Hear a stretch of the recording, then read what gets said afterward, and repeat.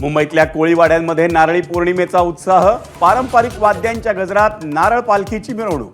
तर विलेपार्लेमध्ये ठाकरेंच्या शिवसेनेकडून नारळ फोडाफोडी स्पर्धेचं आयोजन.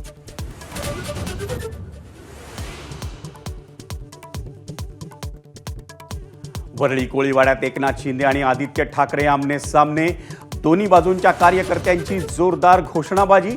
पोलिसांच्या मध्यस्थीनंतर कार्यकर्ते शांत.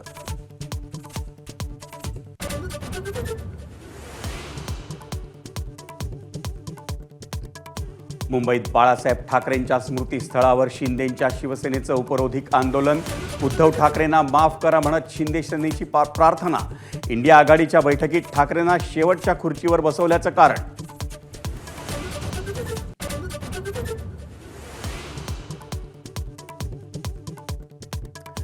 दादरच्या कबुतरखान्यासमोरील जैन मंदिरावरच्या जाळीवरून स्थानिकांचे सवाल.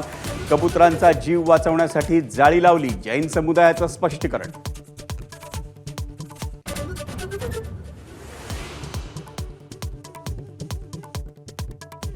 न्यायमूर्ती अभय ओकानी उपमुख्यमंत्री शिंदेंसमोर वाहतूक कोंडी, प्रदूषणासह ठाण्यातील समस्यांचा वाचला पाढा. शिंदेंकडून तातडीनं दखल घेऊन जिल्हाधिकाऱ्यांना नोंद करून घेण्याचे आदेश.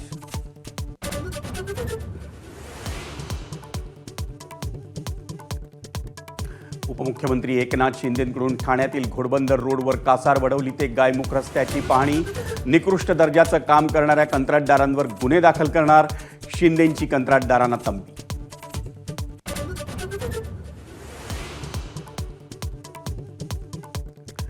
मर्यादित आवाजात लाऊडस्पीकर वापरण्यासाठी 24 दर्ग्यांकडून उच्च न्यायालयात याचिका. 2 आठवड्यात राज्य सरकारला भूमिका स्पष्ट करण्याचे कोर्टाचे आदेश.